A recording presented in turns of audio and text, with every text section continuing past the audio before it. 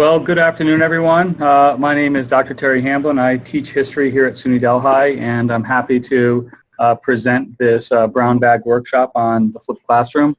I did this in January at Moodlepalooza, as you can see here.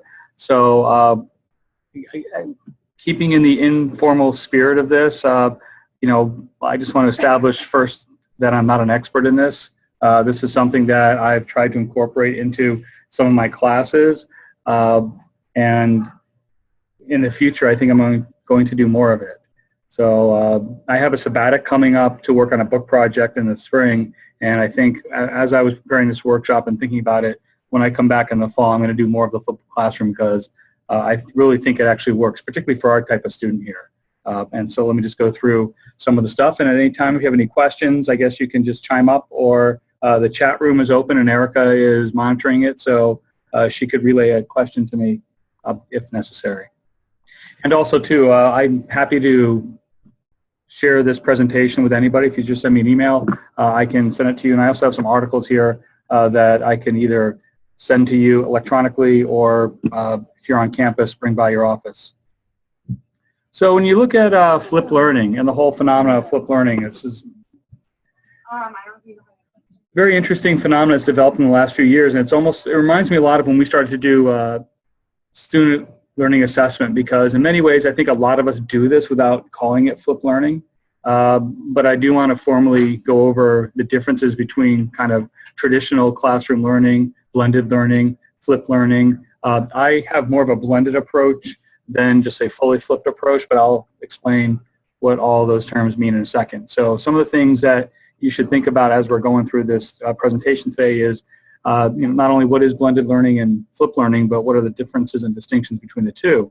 I think it's pretty obvious the difference between the flipped classroom approach and the traditional classroom approach, but we'll go through that, as well as some of the advantages of both, because I do think that in a collegiate classroom, you still have to do kind of a traditional lecture every now and then, particularly our students, and that's the biggest challenge I've had with a flipped classroom is trying to get students to prepare so that the classroom is used almost as a learning laboratory. It doesn't really work well if the students don't come prepared and do this stuff outside of class, and I'll give you an example of how I've tried to do that. And also, you should always think about whether or not this is right for you and your students, and I think a lot of this depends upon the individual instructor. I think it depends upon the classroom and also the discipline. I think it works better in some disciplines than others. So what is the flipped classroom? The flipped classroom is a blended learning approach that reverses and flips the traditional educational paradigm. So in a sense, the traditional classroom was one where you'd be a sort of a sage on a stage, come in and lecture for 50 minutes, and then the students would take notes diligently and then regurgitate the information back to you, either in form of a quiz, writing assignment, and exam. It's not really that active, particularly because our students are coming from an environment where there's a lot of active learning, and high school tends to be quite active in terms of its learning model, and I think it's a huge disconnect for students when they come to college and they all of a sudden have to sit in a class for an hour or an hour and 20 minutes and lecture and not be expected to ask questions or be engaged. So the flipped classroom tries to remedy that by creating an active learning model that uses valuable classroom time for discussion and the application of key concepts rather than just sort of conveying information. Now, with a flipped classroom, in a sense, the student responsibility for learning is on them. And so, I mean, as it is in any model, but again, class preparation for students and also for the instructor, I think, is key. So I'll go through some of those challenges in a couple minutes. Now, when you use a blended learning approach, and that's kind of what I do, a blended learning is much more hybrid, where you have some flipped aspects of it, but you also deliver the content either through a digital or online platform. So you still have a traditional classroom setting, but students are expected to go to either Vanco Hall or another resource to do some of the legwork beforehand, and then when they come back into class, that's when the face-to-face interaction takes place. And hopefully, if it's done properly, there is some engaging discussions that are used to complement and enhance the learning process. So here's the first handout I have. This is a kind of a graphic of the flipped classroom approach. Everybody who's online, we'll email this to you at the end of the session. Thank you. And you can see there's a link there too. So I did check the link before the session. It actually does work. So you could just simply just cut and paste that link into a browser and see the graphic here. But this gives you a sense of kind of what the flipped classroom is. And you know, I'm sort of a recent adherent to it. I resisted it initially, but then I got a bit frustrated over kind of how my classes were going, and despite the fact that I would get very good teaching evaluations, and I thought that my students, you know, liked me and, you know, liked the experience that they got in my classrooms, I just didn't feel like when I did assessment that they were getting the key information that they should get. And so this is why I've kind of moved into a flipped approach. And as I said, the difference between the flipped approach and the traditional approach is that in a traditional classroom, most of the time in class is spent on lecturing and instructing. So for example, in my modern American history class, we're doing the Second World War this week. And so yesterday, you know, I had to spend about 45 minutes talking about kind of the context of the Second World War, U.S. foreign relations in the 1930s, what's going on in Europe and Asia, and then tomorrow we'll do the Second World War, and then we'll do more of a blended or flipped approach for Friday's class, where they'll actually read some documents from the decision to drop the atomic bomb on Japan in 1945. And in a sense, I guess when I have my classes, I teach primarily modern American history surveys, and I have 3 classes a week.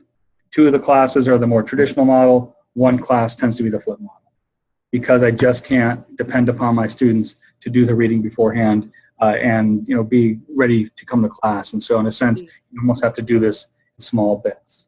I'm going to ask them on Friday when you're having them read or discuss articles, are you having them read them in class or are you reading them prior to?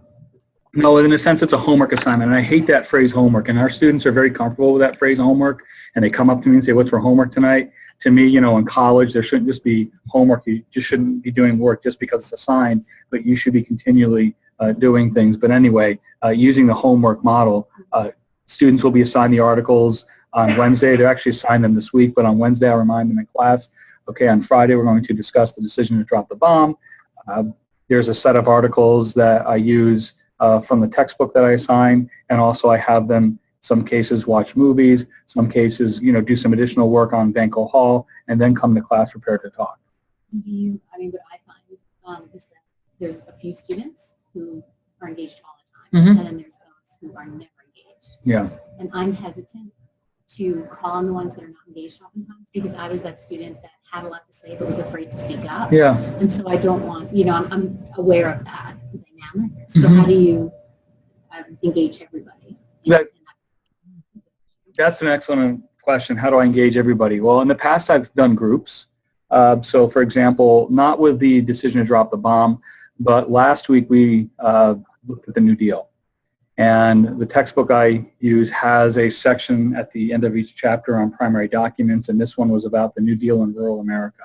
And so the documents look at things like the Dust Bowl, the Tennessee Valley Authority, rural electrification. And so for that one, I broke the class up into groups. And I think it was 6 groups, and there were 6 different documents. They were only responsible for reading the one document, and then they presented to the class, you know, on that document. And then I gave them a question sheet beforehand so they could take notes while the other groups were presenting. And then when we have the final exam in 3 or 4 weeks, there'll be a question on the final exam about that. So kind of what your question was asking but didn't really address is, how do you keep students accountable for this? Because like you said, some students will always do the work, some will do the work, and as the instructor, I don't know that because they don't talk, is typically when I have this flipped approach, I give a quiz, or I'll give an out-of-class writing assignment. So it's not just... So much like I did my bachelor's science, all of our science classes, you had to do work before you went to the lab. And then you had a quiz at the beginning of the lab, which you would actually done the reading, then you would do the lab. That kept us accountable and being prepared. So like science lab courses have been flipped forever. Yeah. And that was a way that we were held accountable for work.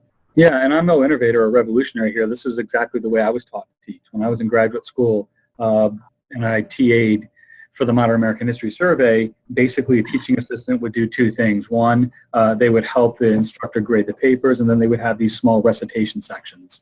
And so in the recitation section, I would do the same thing. We had a supplemental book of documents, and we would just talk about the documents, and then I would give a quiz like every other week. And that's another thing too, is I used to give quizzes every week, and I just found that, one, I couldn't keep up with the grading, and two, the students just became so grade focused. So now what we'll do is we'll kind of mix it up here where they'll do a quiz every other week.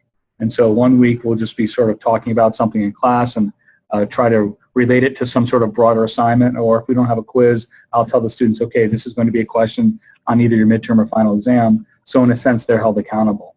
But the key with this approach is that you're spending time in class discussing the material, but also assessing what they know and what they don't know. So you hope that those who engage are giving you a sense of, okay, students are struggling with this, or, you know, this is pretty easy stuff. And I'll give you another example as well. In my Modern American History class, I give 2 papers each semester. This semester, the first paper I gave was about labor unrest in the late 19th century. So they read a short book on the Homestead strike in the 1890s, but they also read some documents about the Pullman strike and some broader things from Eugene Debs and others about labor unrest. They struggled with that mightily. And we spent a lot of time in class talking about it. I gave them quizzes. We did group work. They just struggled with making the connection between these individual case studies and the broader tensions of workers in the late 19th century and the early 20th century. As the semester is coming to an end, I'm doing a book assignment on American foreign policy in the 20th century. Stephen Kinzer's book Overthrow, which looks at American intervention in Latin America and the Middle East, basically from the end of the Spanish-American War up and through the current wars in Iraq and Afghanistan. The students understand this stuff like they have no issue with it. And it's probably because contextually they've heard a lot of stuff about the Middle East and foreign policy. We just went through an election cycle. They don't seem to be struggling with that, whereas the other stuff they did. So it could either be because, well, we're in the 10th, 11th, 12th week of the semester now, they understand my teaching style, they've done the work, or it's just because this is something that is part of our political culture, where labor unrest, in the last 30, 40 years really hasn't been a big part of our culture. So to get back to the flip versus the traditional model, the flip model allows me to assess where they are with this particular material, and then I can reserve more time for discussion, or I can give other assignments. And I really think that's one of the advantages to the flipped approach, is it allows you to target your use of valuable class time. Because depending upon whether you have 2.5 hours a week, once a week, or 2.5 hours a week, twice a week, or 2.5 hours a week, 3 times a week, when you think about the fall break and Thanksgiving and finals and midterm, we don't have that much time in class. We don't have as much time as we think we do. So if you have to miss a class for personal reasons, or half your team is in New York City at the hotel show, you really don't have as much time as you have. So you really want to make the best use of your class time to not only just go over material, but to ensure that they're understanding it. Because at the end of the day, that's what courses like mine are about, was not only to meet the general education requirements, but also to ensure that they understand the material. So when we have these discussions in class, I really think it does promote an active, collaborative, student-centered learning environment, and allows me to sort of facilitate this. And this actually works really well online. And I'm just going to go off on a tangent here. I teach a course each semester, including one in the summer and the winter sessions, on 20th century American history. It's called History 325, the American Century, and it's taken primarily by nursing students. But because of the fact that I don't tape my lectures and put them up on Vanco Hall, I have PowerPoints and I use the discussion forums this way. In many ways, that's the perfect example of a flipped approach, because those students are doing reading outside of class. They're demonstrating their understanding of the material through the discussion forums, which I make extensive use of, and also the weekly writing assignments. So I'm not sure if this just tends to work better in the online environment, or it's because of the cohort I have in these online classes, but this can be modified somewhat to teach, or to use online. So You said that online students are already pretty adept at managing their own learning and being in charge of it, because you have to be a good online student. Where face-to-face students have been used to people giving them the information and leading them through it versus having to sort of take charge of learning it on their own and then coming back with questions. So I could see how you find that with the online students it went a bit easier for them to get into that mode and understand how it works and sort of get exposing. Another idea I had based on what you were asking too is for students who are shy and don't want to speak up, you could do a blended flipped learning approach where you have them watch the lecture, watch some videos, read a paper, give them questions to be prepared to discuss, say, Friday in class, and then you have an online discussion forum where you extend the discussion outside of class. So you start it for an hour, but that just gets it going a lot of times, right? People are just getting kind of into it in the classroom, and other people are being quiet and thinking, right? Thinking about what they might like to say or think that they need time. And then what you say is, okay, next week we have a discussion forum online that you all have to participate in, continuing this discussion. And you all have to post XYZ from today, your initial thoughts, and then discuss further. And so then that allows the shy or quiet people or the people that need more time to reflect to then still be a part of it, just in the online clinic the week following or something, or that weekend. You can use the online Moodle forums as a way to extend the classroom discussion. Yeah, that's an excellent point. I think a number of my colleagues do that as well. Again, pedagogically, for the instructor, it's all about choices here. And I think, as I've evolved as an instructor of history, I've accepted the fact that, I can't teach them everything about modern American history from the Civil War to the present, that it's about choices. In fact, I always tell people that when I first came to Delhi, not only did I teach history, but I also taught macroeconomics. And macroeconomics for me was a lot easier to teach than history. Now, I don't have a graduate background in macroeconomics. I don't have a PhD in macroeconomics. I have a PhD in U.S. history. So I think because of that, I feel, well, all this stuff is important. I'm not able to compartmentalize what's important and what's not important.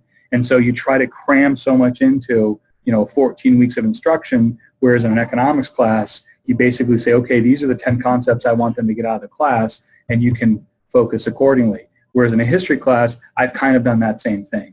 It's still a survey of modern American history, but I say to myself, okay, what are the 10 things that you want to cover in a modern American history class? Obviously, Reconstruction, the rise of the U.S. as a global power, some of the labor issues that I talked about earlier, the world wars, the progressive movement, civil rights, things like that. And so the course is structured that way. And this allows you more opportunity to do a flipped approach because it does take time. You just can't come in the first week and say, okay, this class is going to be different than anything you've ever taken before, and so you have to do all this work outside of class. Now, they're supposed to be doing this work outside of class anyway. They're supposed to be keeping up with the readings. They're supposed to be prepared. But I think when you don't have a flipped approach like this or even a blended approach, it creates a lot of passivity. And so the students just sort of sit there and they say, okay, I'm going to absorb all this information, and then at some point I'm going to regurgitate it, whether on an exam or an assignment. And this is also an opportunity to use the classroom to let them, regurgitate that or to share with you what they've learned. Now, another thing you have to do with a flipped approach, at least I found, is you have to give them skin in the game. You can't just say, okay, we're going to do these classes and, it's going to be great because you'll learn more. You have to incentivize it. So, in the past, what I've done is either with the weekly quizzes or when they've done group work, I've sort of awarded an individual group 10 extra points or something, or I've graded their group work. And so in a sense, there's an incentive not only just to talk, but also to do well in it. And I think all of this promotes that active environment that we want to see in our classroom. And as I said, the biggest challenge, and I'll go to the next slide that talks more about the challenge, is their responsibility, because the responsibility for preparation, falls squarely on the students. Now, I think you can facilitate that by not, overburdening them with work, by selectively targeting, okay, what you want them to read. So in a textbook, you have them read a chapter, or as Michelle said, have them watch a video, listen to a lecture, read a couple of documents, and that way they're spending time not just trying to catch up with the work, but just more thinking about it. And the classroom, is an opportunity to do that. Does anybody online have questions? No, I just was thinking about what you were saying earlier, that that's the difference why we called economics non-behavioral social sciences. So there is a different way, it naturally compels us to approach the field in a different way with students, because it's history and the sociology is so mutable and so subjective. Yeah, and one thing I try to do in a history class is I try to make it relatable. This year I think with an election it's a lot easier to do. Because there's some common themes in the material we talk about, not so much historically, but the role of government, or America's role as a foreign power, or the role of experience in running for elected office, and populism versus progressivism, or just even conservatism. These types of movements have been around in our country for over 100 years, and you can make these connections to students, and I think if they're paying attention to what's going on around them, which I think most people are now, it helps teach the class easier. And that's why, going back to your point, Amy, I think macroeconomics was very easy to teach too, because it's something they could directly relate to. They could directly relate to the cost of college education, or the role of debt in their future planning, or something like a cost-benefit analysis. So to me, I like the subjective nature of history. Students don't, because they're coming from an environment where, what's the answer, or they're taking a biology class and okay, the answer is this, or they're coming from an approach. Yeah. So again, just to go over some of the challenges, I think the biggest challenge is, the responsibility of students. It's their responsibility to prepare for class and to do the reading as assigned. That can be very inconsistent. Some students are very prepared no matter what, others aren't. And then if they don't participate, if you don't find a way to assess that, then you're not really getting a sense of who's doing the work, who's not doing the work, who understands something, who doesn't understand something. In terms of teaching a class, I found it to be much more challenging with this approach, at least initially, because there's a lot of front-end work. And again, I'm going to tell a tale out of school here.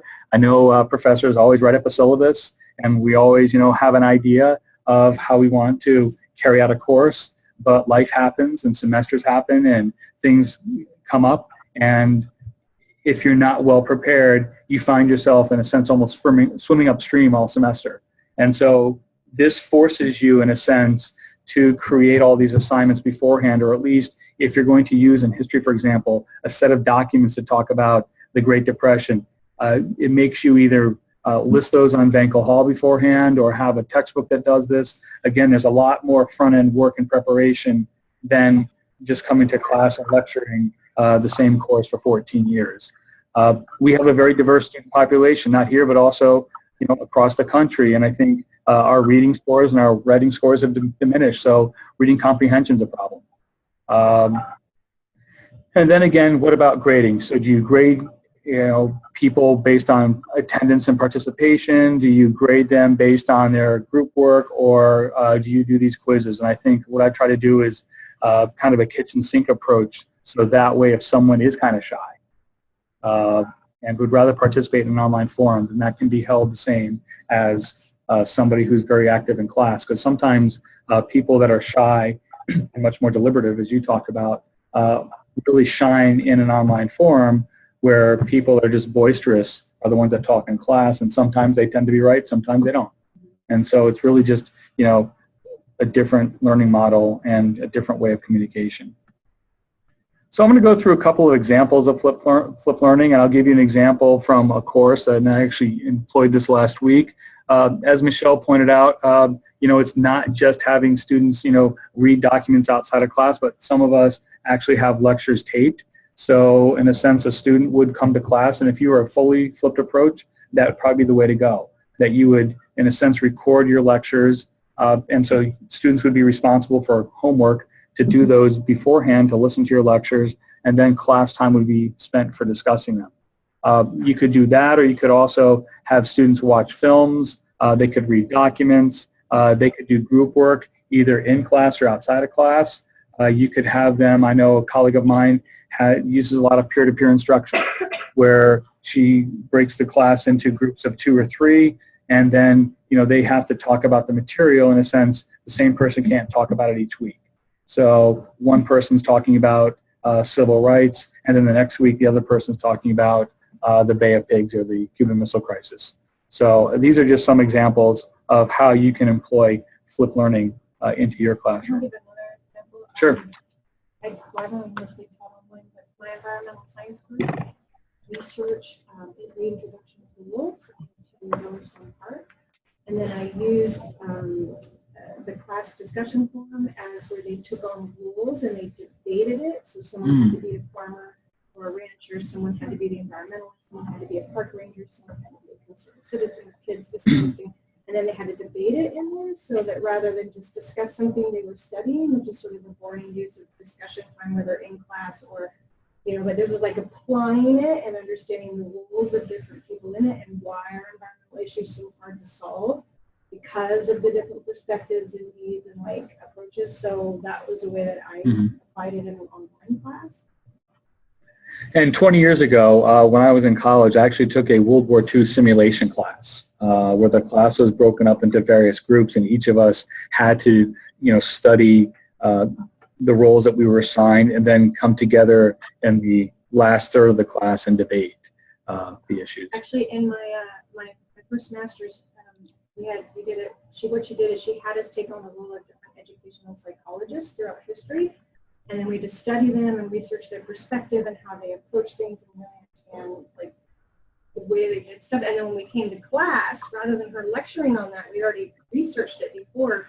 She would put up a question and then say debate. And you debate from the role of your psychologist that you were doing. So like she put up, should there be multiple choice exams? Well, obviously always points, and then everyone had to debate from their role. But it was really. We had a chart and we had to write down what others had written, and we did. And the best part is we had to guess who each. You couldn't tell each other what your psychologist was. You had to guess based on how they were answering the questions and the debate stuff. So then you had to get a chart and you're like, oh, I think they're this person. I think they're Skinner because they're talking about this or that, And so then you really had to know your stuff in order to be able to fill out the work in the class during the debate and to get the grade. So. And that was really fun way to use class time. Yeah, no, a colleague of mine who's no longer here actually went to a couple of workshops on simulations and was going to teach a course on kind of the French Revolution here before he got a job at a different institution. So that's something that I think, it's challenging here at Delhi because so much of what we have to do is to serve other areas, like at least in liberal arts and sciences. And so those types of specialized courses are few and far between. And also, I think our students do need some preparation. So if you're dealing primarily with first year and second year students, again, doing that prep work outside of class tends to be challenging. And so, like, if they don't do the work, the best laid plans, I think, would just sort of blow up. But yeah, these are all, again, great ideas. And I think, first and foremost, it makes class time a lot more interesting. So many of us get frustrated when we go to class and we have what we think is a really good class, and students are on their phones or, wanting to leave. And I think this engages them not only in the material, but makes them excited about coming to class. It helps them to actually apply. It does. The material. Yeah. Yeah.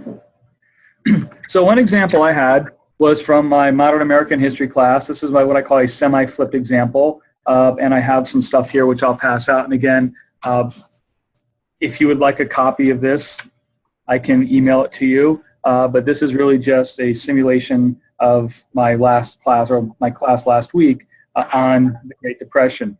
And so the textbook that I use, as I said, has a number of articles not just about the Great Depression, but it's targeted towards rural areas. And I think that's really kind of a unique approach because when most people think about the Great Depression, they think about the soup kitchens, they think about massive unemployment. Rural America, sort of gets forgotten. I don't think it's going to get forgotten anymore, but typically it's been forgotten. And so, again, this is, I guess my motive in doing this was the fact that, hey, we are a rural environment here, and our classes are this nice mix of kids from downstate, kids from Western New York. We have some international students. We have some kids from upstate New York. And students from, urban environments, and I really want to impress upon them that, there is another America besides the one that you're learning about in your textbook all the time. And so these documents look at how the Great Depression impacted rural America. So one of the documents looks at the plight of migrant farm workers in California during the 1930s. Another one talks about sharecropping in North Carolina, the construction of the Tennessee Valley Authority. And then also, when people think about the Great Depression in rural areas, they tend to think about the Dust Bowl. So there's an excellent series, PBS series from Ken Burns on the Dust Bowl. So I post a couple of clips on that. And then, so as I said, I will do this beforehand, and I will give out a question sheet and assign a class into groups, usually 3 or 4, because I think a group of more than 4 students, you allow those students who are shy or don't want to participate or do the work to kind of, not do the work. And so 3 or 4 people, last week we did a group of 3, and that worked really well. And so they were given a set of questions and an assignment and to watch the videos. And then we came back to class on Friday, and they had to meet outside of class to prepare. So the class time was used for their presentation and then also our discussion. And so in a sense, it was a good opportunity for them to look at the Great Depression, which we had studied in class, from a different perspective and apply some of those things, because I talked about, okay, how does this change the role of government with regards to rural areas? And again, this is before, all the post-mortem from last week's election was out there. So, it's very interesting to see kind of historically how this played out and also how it's playing out now. And again, because I wanted to give students, I wanted to incentivize it, I gave a group a score. And so I said, okay, I'm going to judge who was the best group. And I used to allow the class to vote on this. I used to say, okay, the class is going to choose who gave the best presentation, and that group will get 10 extra points on their last paper grade. But I found out that people were just voting for their own groups. And so, I just sort of said, okay, this is who I think did the best presentation and why, but don't feel bad. Those of you who are not getting the points, you can, submit an essay from your assigned question and, get half those points. And so in a sense, it incentivizes them, and those people who didn't get a chance to speak were able to do so. But when I do the group work, I try to create a series of questions, like 2 or 3 per major question, so everybody has a question. So I have to go around and say, okay, Michelle, what was FDR's motivation in creating the Tennessee Valley Authority? And then, Joe, okay, discuss the impact of rural electrification on, upstate New York. And so each person would have to answer the question. And again, they don't have to speak long. They could speak 4 or 5 minutes, and it tended to work really well. So again, this is stuff that I had done over the years in my American history class. It wasn't as regimented and as organized as it is now, and I think because of that, it enhances the quality of student learning in the class. And I ask the students if they like this, and they do. And then we do a flipped approach before writing assignment, where again, I'll assign certain sections of the book again and have them present, and students tend to feel like this is better. So I think, again, I'm not a high school educator, so I'm getting up there in years, so my disconnect from high school to where I am today is longer and longer each year, but I get a sense that this is the expectation at the primary and the secondary level, and when they come to college and they're supposed to sit in a lecture hall with 800 people and learn intrabiology, that is very challenging. And so I think for our student cohort here, the flipped approach or a hybrid approach or a semi-flipped approach, whatever you want to call it, tends to work really well. And I think they appreciate it, and it helps to minimize the difficult transition from high school into college. And it mirrors the responsibility that we expect of them when they come to college, not only to be prepared for class, but also they're becoming adults now, and they're responsible for their actions. Well, another challenge, I'm a first-time instructor. This is my first semester, and I'm coming straight from the business world, so I'm not educated in education. So, and I've done a lot of this intuitively, and, morphed over time. But another challenge that I found was that I guess I had an expectation of the student, where they'd be. And that was being managed by my peers, don't expect too much. And then I started questioning, well, who am I teaching to? Because there's such a disparity in terms of the level within each classroom. Am I teaching to the top of the class, the general, the middle, or, you know. And so I started teaching, I think, to the middle, and I saw the kids who were at the top kind of checking out. And as I employed some of these, I saw them becoming engaged. And still, they'll become engaged, and then as soon as they get something, they'll check out, you know, and, and I find myself putting a lot of energy into just trying to keep people engaged. Yeah. And so specifically how these techniques work to blend, to speak to everyone in the class at all levels, you know, Yeah. and making sure they're all getting the information in a way that, because I always try to relate it to real life. That's where I'm coming from. So I'm like, direct application to when you leave here, this is real. You know, this is just not something that I never heard about until I read this textbook, you know. So, I mean, I imagine that using these techniques helps teach to all levels, but like specifically, can you speak to them? Sure. I'll just speak to my examples of being an instructor here for 14 years that there is a temptation to water down a class. And I would be remiss if I didn't say that I've lowered the expectations that I have in the classroom from when I first started, just based on what I see each and every year. And we can get into a larger discussion about the declining of literacy and the writing skills and stuff like that and the role of technology. But you know, this is something I'm very concerned about because I have seen that as well, that last semester, or last year I should say, I taught a course on New York State history, which wasn't a gen ed course, but it was a 200 level history course. So the people who were in that class were there because they wanted to be there. So they weren't there because it was a requirement. They may have needed a 200 level social science, but they were there because they had me in the past, or it fit their schedule, or whatever reason why they took the class. It wasn't a gen ed class. And so I found that because my expectations for that class were way out of the water, because in a sense it was a 200 level course, I assumed that, okay, these are people that are, you know, either teacher ed students, or they're going to be transferring to an Oneonta or a New Paltz or Binghamton to do a psychology degree or a history degree or whatever, that I had a certain set of expectations that by the second and third week of the semester I realized I had to diminish. When I did that, like as you said, the consequence of that was that the 3 or 4 people in the class that were there and prepared, I could tell were bored and checked out. And so it's challenging. Like I always try to, even to this day, when I teach these classes, I know a lot of our students are, and I can only speak for liberal arts, are just taking our classes because they're required. But I assume that the end goal for them, no matter where they go and what they do, is at least a bachelor's degree. And so they're either going to get that here, or they're going to get that somewhere else. And if they get that somewhere else, other schools have certain expectations. And I know when I went to a community college and then I went on to university, my first semester was, you know, I got blindsided because, you know, I went to a college that was kind of like a Delhi college, and I had, you know, teachers that were very caring and would work with us if we were struggling with concepts. And I went to university and it was completely different. It was just sort of like, okay, talk to the TA. Who may or may not be a specialist in your field. And I found that to be very, you know, frightening. And so what I try to do in my classes is I try to thread the needle and say, okay, these are the skills that you're going to need if you go to an Oneonta and you take, you know, a 300 level psychology course or sociology or history course. And so, like I said, the temptation is to water it down. The way I've watered it down is I've tried to cover less.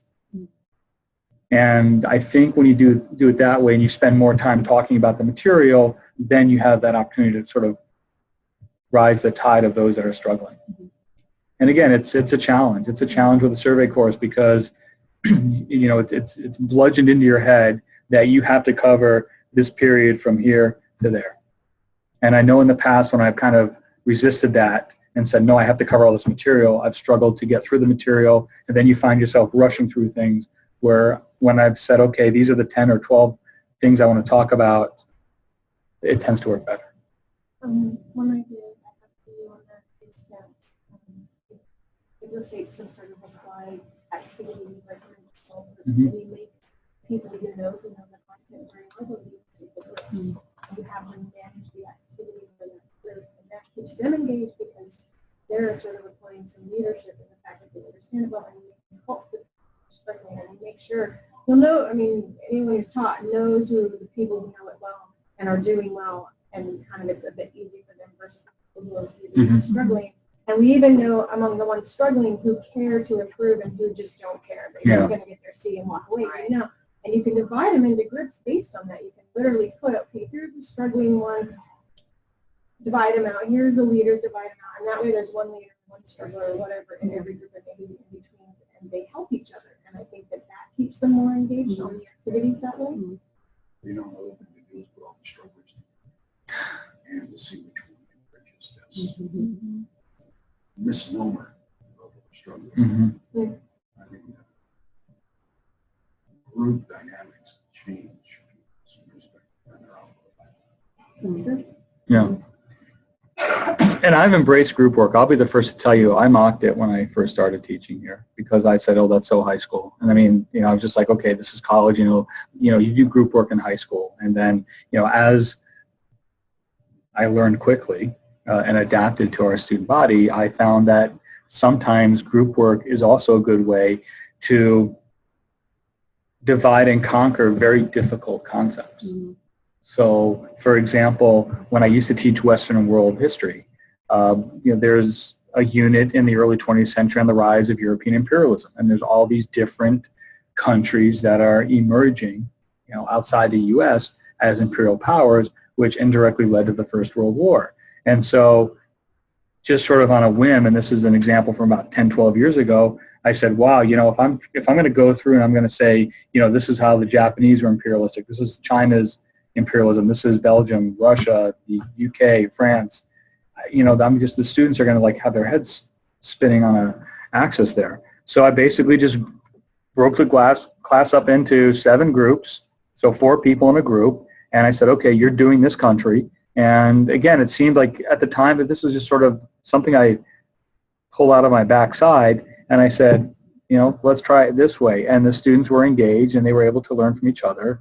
And I did that too. I said, I usually allow the students to kind of pick their own spokesperson, but for that particular group, I did pick the people that were the good students in the class and say, okay, you're going to be in these groups.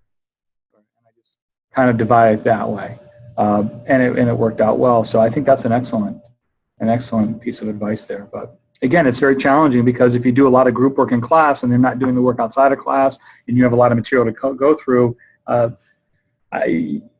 the key, I think, is balance, and also you want to keep there's these studies that show that the average student has an attention span of 10, 15 minutes. I just don't think it's the average student. I've been in classrooms and observed colleagues, and I know that after 20, 30 minutes, if they're just lecturing, I'm looking for the phone. I've done training of teachers for 10 years. The same teachers who will complain about students getting on their phones Are the same ones that do it, yeah. And I'm not criticizing anyone at Delhi, but I'm telling you that I'll have 30 faculty who will make those complaints in a training course.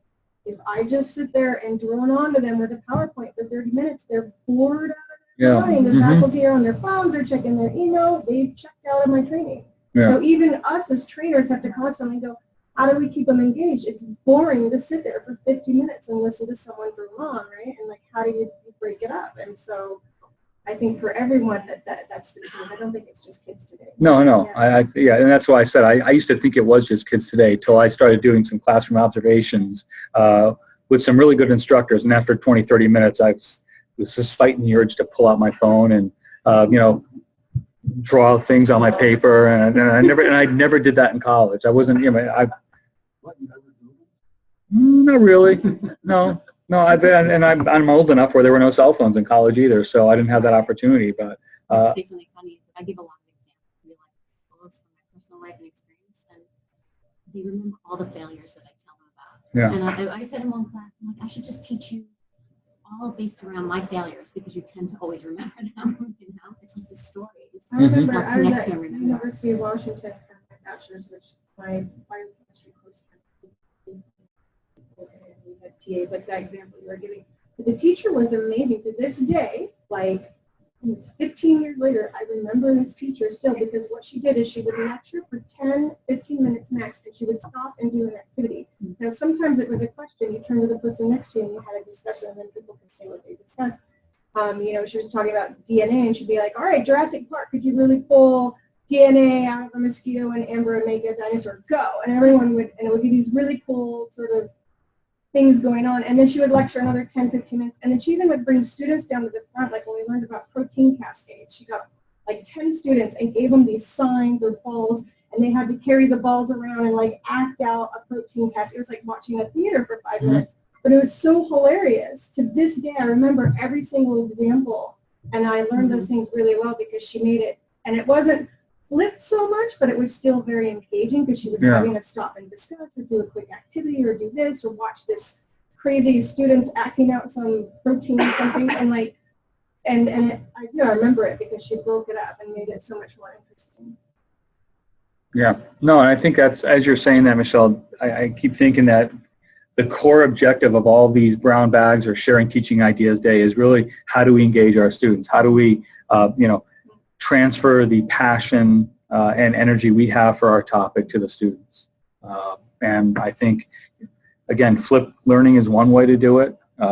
Blended learning is another way. Just creating some sort of distracting exercise is another way. I try to use anything that works in a class like that.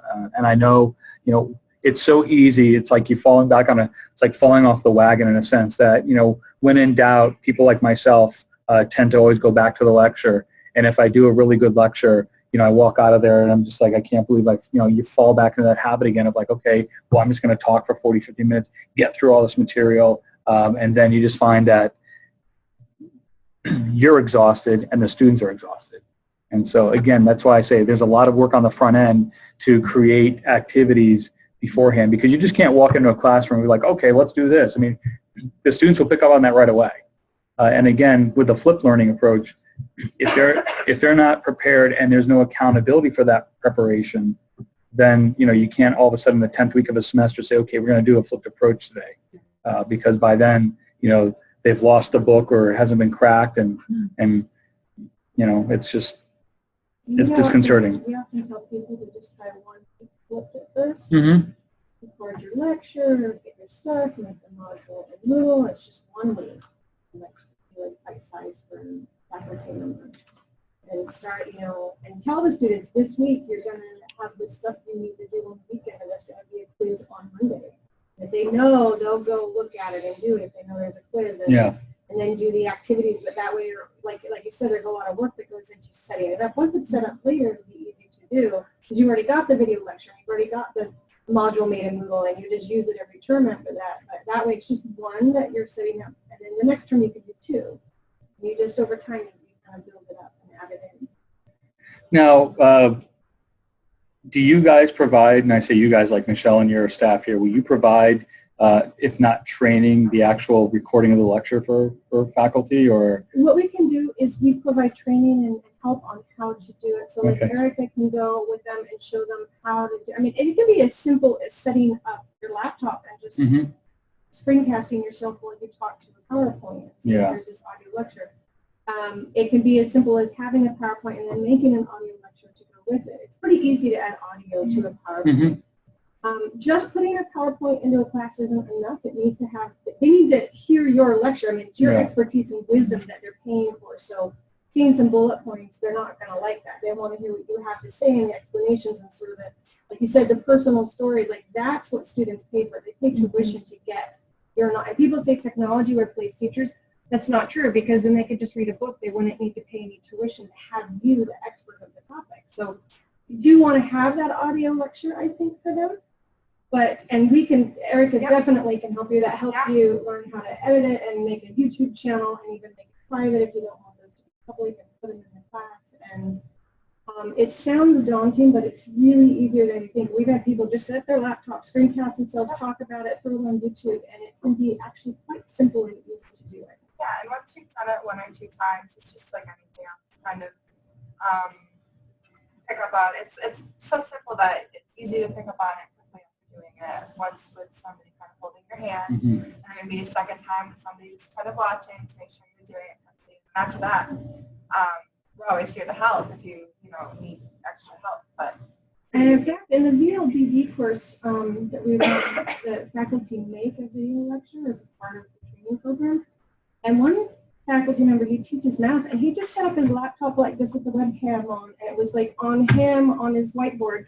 And he just was like, all right, we're going to do this. And he was like writing on the board, and it felt like you were sitting in the classroom watching the teacher write on their whiteboard. And it was so, he said it was the easiest thing ever. He just set it up, turned on the screencaster, did his lecture like he would in any normal classroom, and then just basically downloaded the video and threw it at YouTube. And he was done. And so it can, there is training and there is support, and it seems daunting, but it's not. You find that it can be quite simple to make those materials. Okay. Thank you. Thank you. Okay, great. No, I would like, that's a good idea. Is there something else you're going to hand out? Yeah, this is an article from Slate about the flipped classroom and kind of assessing whether or not it's a viable approach or is it just a fad. So, well,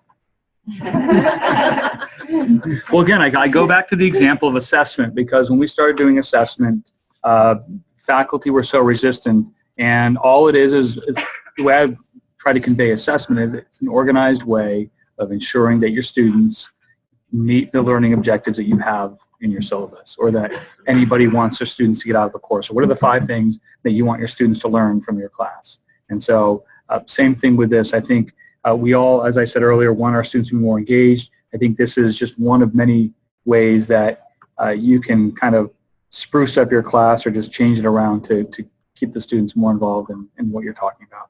And I like that approach about just putting a laptop on a desk there and watching on the board. And that's what I always try to tell people, simple, simple, simple. Yeah. Don't stress yourself out. Which is why I've always gotten stressed. Yeah. Yeah. It needs to be, right? Yeah, like you're busy and you guys are on committees and you're advising students. Just throw it on there and do the lecture you normally do, and you've got your video lecture, and it doesn't need to be more fancy than that. Okay. Well, you'll be getting a call from me this week about that. Yeah, seriously. No, Erica has a full training program on how to do that, how to make screencasts, how to add the audio, and like I said, once you're done, you've got it.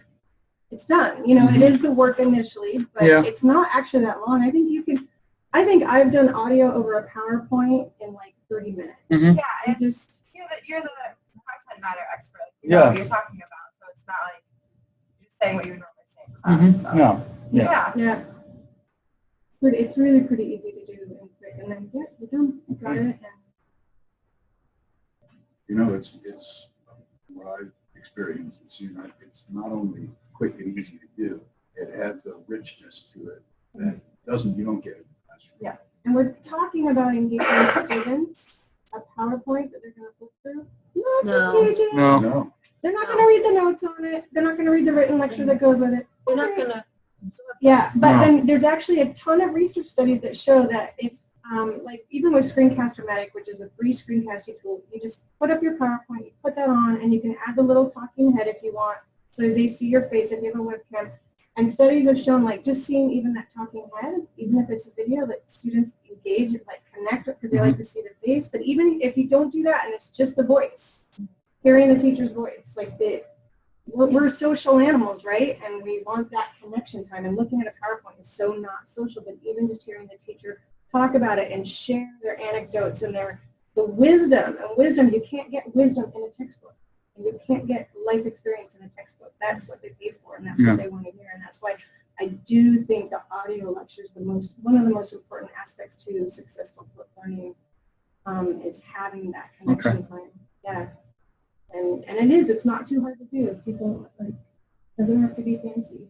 I've seen people take their cell phone and talk into it and send it to you. I mean, it can really be as simple as that. And Very high.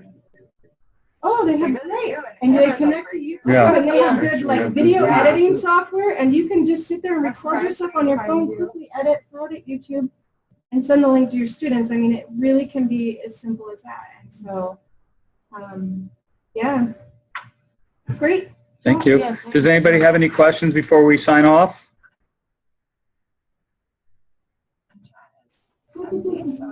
Okay. Thank you, Terry. Well, thank you, Amy, and thank you, everybody else, for coming today. And if, like I said, if you have any questions, send me an email.